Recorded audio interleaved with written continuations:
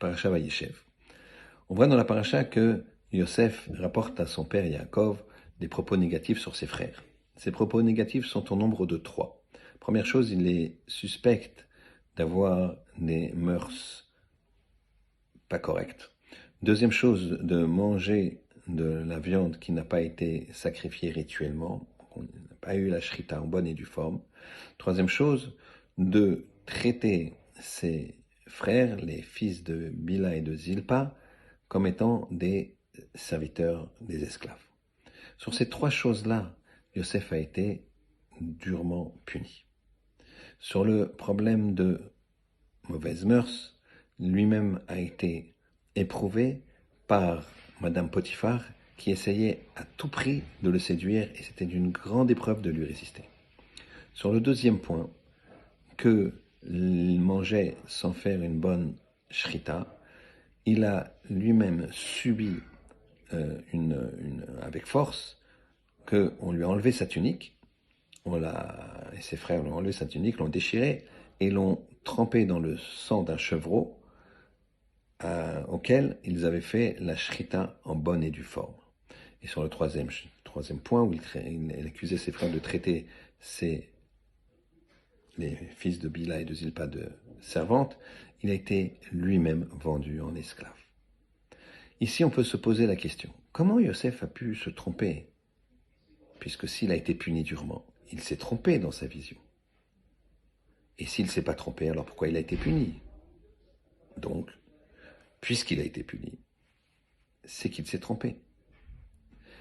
Effectivement, il s'est trompé. Sur le problème des mœurs, en fait, il a vu ses frères qui commerçaient avec des femmes, vendaient des choses. Et dans la Gemara Kiddushin, on voit qu'il faut éviter, quand on a un commerce avec une femme, de s'isoler avec une femme. Mais eux, c'était pas isolés. Mais Yosef pensait qu'il fallait même pas faire de commerce. Et donc, il a eu un problème d'évaluation de ce que faisaient ses frères. Première erreur. Deuxième erreur, il les a accusés de manger sans faire une bonne shrita. En fait, le problème était le suivant, il avait vu ses frères abattre un veau sans faire la shrita en bonne et due forme. Et là, c'était quoi le problème?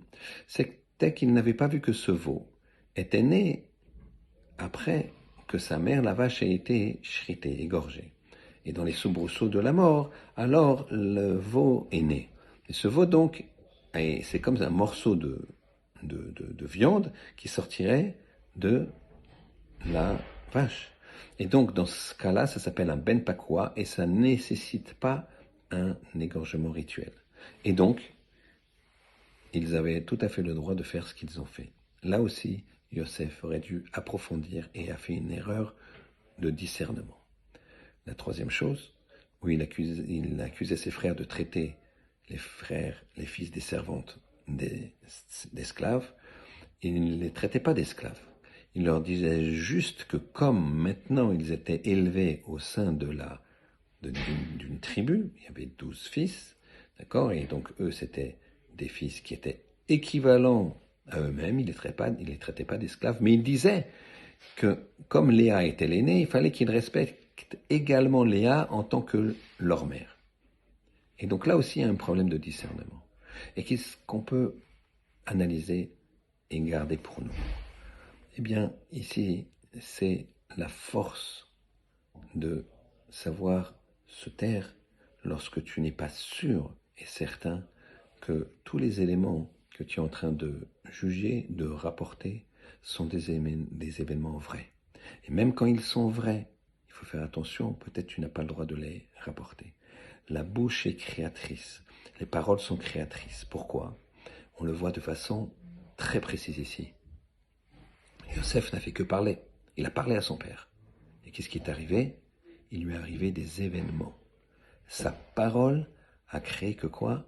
C'est pas que on a parlé sur lui. C'est qu'il y a eu des actions sur lui. Ta parole est créatrice. Alors fais attention. Tu as un pouvoir extraordinaire. Tu peux créer, tu peux valoriser, tu peux bénir. Mais chas de shalom, tu peux faire le contraire. Choisis le bon camp. Choisis de faire une bonne création avec ta parole. Shabbat shalom.